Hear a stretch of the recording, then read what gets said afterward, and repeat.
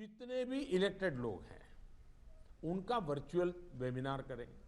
पहले urban bodies का करें, फिर रूरल बॉडीज का करें, जितने लोग चुन करके आए हैं उनसे करें और उनके सामने सभी आपके असेंबली में जो जीत करके लोग आए हैं उसके जो फ्लोर लीडर हैं सब संबोधित करें। तो एक पॉजिटिव मैसेज अपने आप शुरू हो जाएगा कि भाई इसमें राजनीति नहीं करनी है, सबने मिल करके करना है। तो मैं समझता हूँ एक तो ये प्रयास करना चाहिए। दूसरा, गवर्नर साहब के नेतृत्व में, क्योंकि मुख्यमंत्री के पास बहुत काम रहते हैं, लेकिन गवर्नर साहब के नेतृत्व में एक आध समिट बड़ा वेबिनार भी किया जाए और जो शहर हो वहाँ पर लोकल हो तो सभी धार्मिक नेताओं को बुला करके एक समिट हो जाए और बाकी लोगों को वर्चुअल जोड़ा जाए। जो सिविल सोसाइटी के लोग हैं एक आध समिट उनका कर लिया जाए। जो सेलिब्रिटीज हैं, लेखक हैं, कलाकार हैं, खिलाड़ी हैं, उनको एक बार कर लिया जाए।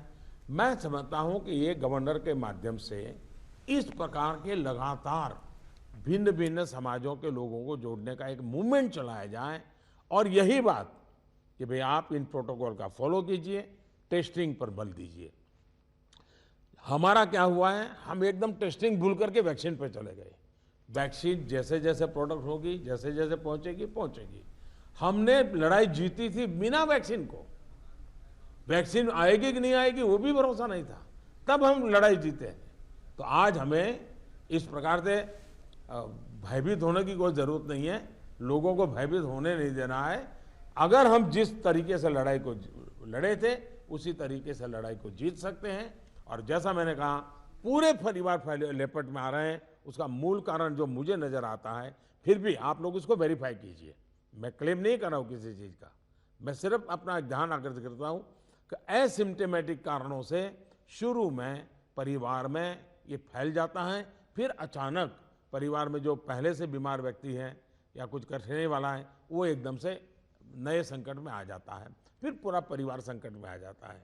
और इसलिए मेरा आग्रह है, प्रोएक्टिवली हमने टेस्टिंग पर बल देना होगा। हमारे पास व्यवस्थाएं हैं, हिंदुस्तान के हर जिले में लैब बन चुकी हैं। एक लैब से शुरू किया था हमने, आज हर जिले में लैब पहुंच गई है और हम इस चीज को बल ना दे तो कैसे होगा। इसलिए मेरा आग्रह है, जहां तक राजनीति करना न करने का सवाल है, मैं तो डे वन से देख रहा हूं, भांति भांति के बयानों को झेल रहा हूं, लेकिन मैं कभी मुंह खोलता नहीं हूं, क्योंकि मैं मानता हूं ये हिंदुस्तान के लोगों की सेवा करना पवित्र हमारा जिम्मेवारी है। हमें ईश्वर ने इस समय ये कठिन परिस्थिति में सेवा करने का जिम्मा दिया है, हमने इसको निभाना है। जो राजनीति करना चाहते हैं वो कर ही रहे हैं, उनके लिए मुझे कुछ कहना नहीं है, लेकिन हम सभी मुख्यमंत्री अपने राज्य के सभी दलों को बुला करके, सभी प्रकार के लोगों को साथ रख करके अपने राज्य में स्थिति को बदलने के लिए आगे आएंगे। मुझे पक्का विश्वास है इस संकट को भी हम देखते ही देखते पार करके निकल जाएंगे। फिर एक बार मेरा यही मंत्र है, दवाई भी और कड़ाई भी।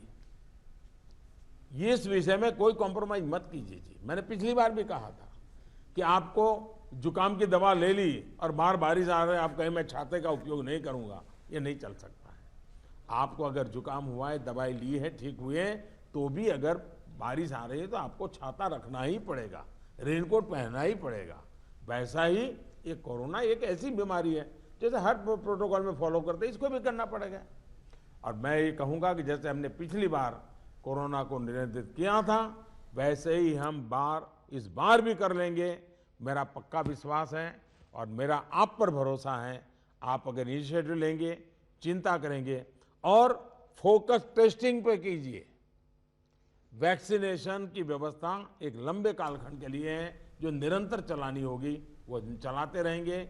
आज बल हम इस पर दें और जो एक टीका उत्सव एक ब्रेक थ्रू करने के लिए तय किया है, उस टीका उत्सव पर हम एक नई सफलता प्राप्त करें। एक नया विश्वास पैदा करने के लिए एक छोटा सा अवसर काम आ सकता है। मैं फिर एक बार आपके सुझावों की प्रतीक्षा करूंगा।